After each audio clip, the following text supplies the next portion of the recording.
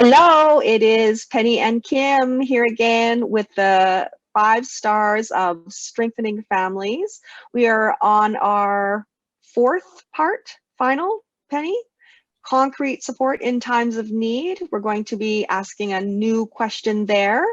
But first, Penny's going to recap last week. And go ahead, take it away, Penny. Thanks, Kim. So last week we talked about consistency, the buzzword in parenting. Yeah, and it's true. Often buzzwords are there for a reason. Consistency is quite important, not only for the security and feeling of well-being for your children, but for yourself and your co-parent if you're co-parenting, just because when we all know what's going to happen, it's just easier to do those things in those high risk times, those high stress times. So we talked about planning ahead. We challenged you to maybe come up with some house rules if you haven't already got some. Look at, some routines that you can maintain in your house, looking for support, either through a co-parent or a friend or a community support worker. We talked about how we can help you with planning and family meetings and things like that. So the idea being that you're prepared in advance so that when some of those harder times hit, it's easier to maintain those consistent, values and morals that you want to pass on to your children through your own modeling. And it helps support you when you feel like you just want to, throw up your hands. If you've got that plan in place, you can just look at it and hopefully you had some time to do one or some of those things. So moving on to concrete support in times of need. Today, we're going to talk about accessing outside assistance. So specifically, Kim, the question is, how do you know when to access outside assistance for your teen or yourself in dealing with negative behavior? So to go back to what you and I were talking about before we started the recording, I think finding out maybe like a goalpost or, maybe talk to other parents and finding out this is, what are some of the other parents experiencing or how are they feeling and how are they dealing with certain things? And just investigating sort of what's typical, I guess. What are some of your ideas, Penny? Well, those were your ideas, actually, from the conversation that we had, but could you expand on them? So something just came up when you talked about that goalpost or looking at typical behavior. So with young children up to age 5, we do the ages and stages, a questionnaire. So we look at how they're typically developing. So you could, as a parent, even look at, researching, and there's so many good resources, look for reputable research-based sites, but that talk about adolescence and here's some things you can expect. And there was a really great one through Chinook Arch that took you through all the stages and said, this is what's going to be happening and this is what you can expect to happen. And so there's really good information about what typically can happen when it doesn't happen to every teenager, and not every teenager does everything, but there's a range of things and here's what you might expect. So your teen might do all of these, might do none of these, might do some of these, but here's your goalpost, sort of like that idea of having an idea in your head, even of, we talked a few weeks ago about what's going on, what changes are going on, what changes in their bodies, what changes in their brains, and that sort of explosive, big, you talked about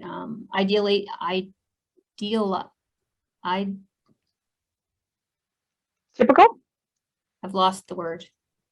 Idealistic behavior and really intense. So they're really into this and they're all into this right now. And then in 3 days, no, that's gone. Now we're into something else. And it's just that all or nothing thing. Yeah. My other thought was, when I look at those two words, negative behavior, for myself as a parent, that sends up a little red flag in my head going, okay, who's saying it's negative, right? So you, as the expert on your family, have to decide what is negative? Is it, destructive behavior, hurtful behavior? Are you fearful that they will hurt themselves or someone else, or, and you have to really be careful about, and that's why the goalpost is nice, because you can say, well, typically this might be happening. That doesn't seem typical. That seems even more extreme. Or, you know what? We have a deal breaker rule in our house about physical contact or physical, using your body instead of your words, right? And so, but making sure that you're not confusing your own, your own control or your own fear, and transferring that onto them as negative behavior when it could be typical behavior. Does that make sense? Or them expressing an emotion, and trying to communicate that something's going on, right? So seeing the negative, not seeing the negative behavior as something that needs to be stopped, rather than something that needs to be understood. What's beneath the surface here? And the other thing I wanted to add too is, with the question being, how do you know when to access outside assistance, is not waiting too long. I mean, if it happens, okay, fine, and things have gotten, out of control, then yes. But if you can, when you first get that inkling of, maybe I need to get some help here, that's the time to do it, because then you can kind of sort of nip it in the bud. But if you miss that, if that's missed, and there's never a bad time, really. There's never a bad time to reach out, and sometimes that's the hardest part, is reaching out and asking for assistance too. And we also talked in previous episodes about intuition, right? So if something in your gut is telling you that this just doesn't seem right, you know what, you're the expert, even if, like, follow through on your instincts, right? Because things that, and even if the professionals are telling you that, I think you really sometimes have to be an advocate for yourself and your family. And that's an intuition based on awareness of, because I do also think that's critical, that you understand how illogical their behavior can be. Just like when they're toddlers, that same sort of sense of, it makes no sense to me. I'm confused. I don't get it. And like Kim says, that's a great place to start, is, okay, so what's going on underneath, right? Are you trying to fit in with your peers? Are you feeling adrift? Are you, and also not always having to understand what they're going through to have empathy and to be flexible, right? Because you're not going to understand a lot of it. It's not going to make sense to you, and if you can, take yourself back to when you yourself were a teenager, and those, the way that everything felt like the end of the world. Which as an adult now, it's like, yeah, if I had a dollar for every time I said to my daughter, it's not the end of the world. Oops. Because to us as an adult, it doesn't seem like a big deal, but to them, it is a big deal. Exactly.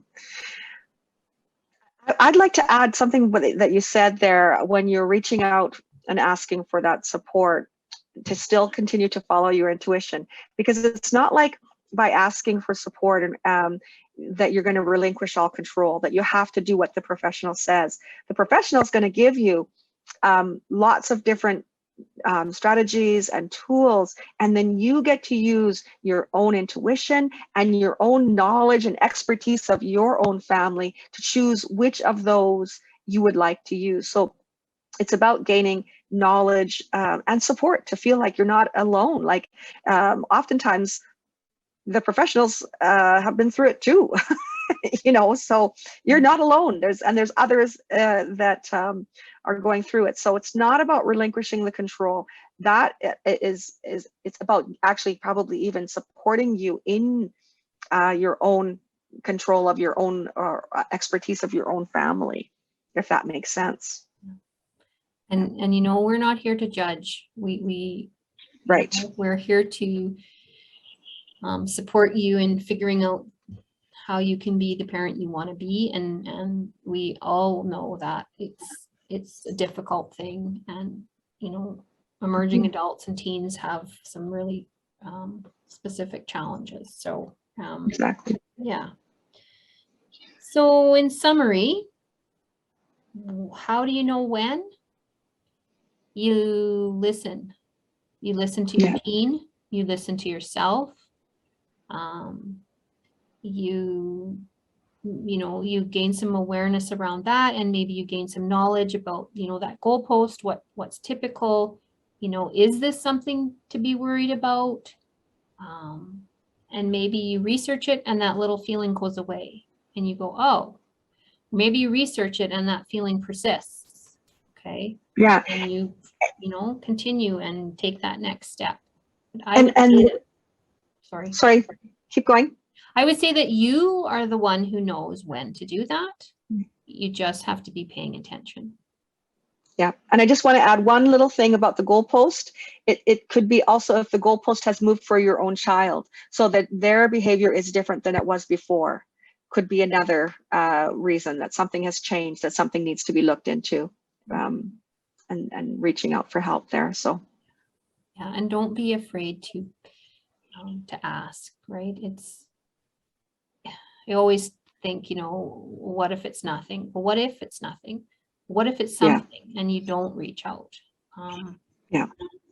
And there's plenty of free resources to access in your community. So that's actually our challenge, is planning ahead before things arise, knowing what's available in your community. So doing a little bit of looking around, Googling, looking at agencies like FCSS or Alberta Health Services that are available to you to access when you find your hands are full and you don't know where to go from there. And in our final series, we will have a resource page that we will show, and so that you can have some numbers and ideas in your community of how you can reach out. So that's it for today, unless I missed anything, Kim?